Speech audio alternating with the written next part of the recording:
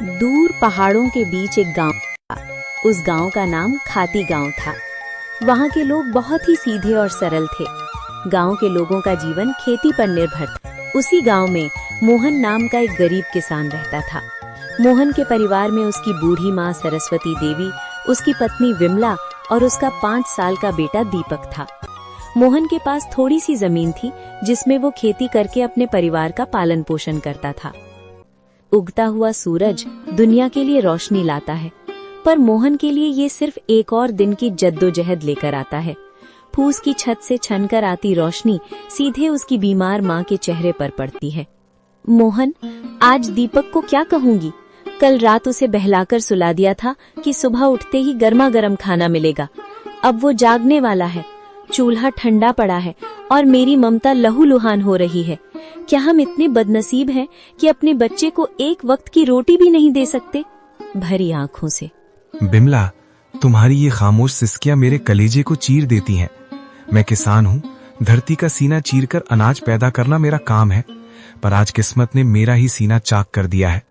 जमींदार के चक्कर काट काट कर पैर के जूते घिस गए, पर वो उधार देने को तैयार नहीं। पर हार नहीं मानूंगा, आज फिर जाऊंगा। शायद खुदा को मेरी मेहनत पर नहीं तो इस मासूम दीपक की भूख पर तरस आ जाए। सरस्वती देवी अंदर से खांसते हुए, बेटा मोहन, पास आ। देख, मेरा अंत समय करीब है, पर मुझे अपनी मौत का डर नहीं है। मुझे डर है कि कहीं मेरी गरीबी तेरे जमीर को न खा जाए। बेटा, भूख बहुत बड़ी चीज है, बड़े बड़ों का ईमान डिगा देती है। पर तू वादा कर, चाहे पेट पीठ से सट जाए पर कभी किसी का बुरा नहीं करेगा।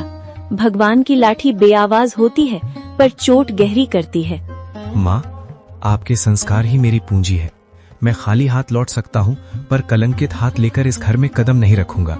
मोहन जमींदार के घर चला जाता है। नंगे पांव, फटी हुई कमीज और आंखों में उम्मीद की आखिरी चमक लिए मोहन जमींदार की हवेली के बाहर खड़ा है। सूरज की तपिश उतनी नहीं चुभ रही थी जितनी पेट की भूख और घर में बीमार माँ की कराह चुभ रही थी। जमींदार साहब एक आरामदायक कुर्सी पर बैठे हुक्का गुड़गुड़ा रहे थे, मानो मोहन का दुख उनके लिए कोई मनोरंजन हो। माई बाप, हुजूर, इस अभागे की विनती सुन लीजिए। मैं जानता हूँ कि पिछला लगान अभी पूरा नहीं चुका पाया हूँ, लेकिन मेरी मजबूरी की दीवार बहुत ऊंची हो गई है सरकार। घर में चूल्हा 3 दिन से ठंडा पड़ा है। मेरा 5 साल का बेटा दीपक, जो अब तक खेलता कूदता था, आज भूख से मारे निढाल होकर जमीन पर पड़ा है। वो मुझसे रोटी नहीं मांगता सरकार, बस अपनी पथराई आंखों से मुझे देखता है और उसकी वो खामोश नजरें मेरे कलेजे को छलनी कर देती हैं। मोहन, ये हवेली जज्बातों से नहीं, हिसाब किताब से चलती है। तेरी माँ बीमार है, तेरा बेटा भूखा है, इसमें मेरा क्या कसूर? पिछली बार भी तूने यही रोना रोया था। ये धरती प्यासी है तो मैं क्या करूं? मुझे अपनी तिजोरी भरनी है, तेरी गरीबी का बोझ नहीं उठाना। हुजूर, आप तो गांव के अन्नदाता हैं। अगर आप ही हाथ खींच लेंगे तो हम जैसे छोटे किसान कहाँ जाएंगे? मुझे बस थोड़े से आलू और मटर के बीज उधार दे दीजिए। मैं दिन को दिन नहीं समझूंगा, रात को रात नहीं देखूंगा। मैं अपने खून पसीने से उस बंजर जमीन को सींच दूंगा। मैं वादा करता हूँ सरकार, फसल कटते ही सबसे पहले आपका कर्ज चुकाऊंगा। मेरी माँ घुट घुट कर मर रही है, उसे दवा चाहिए।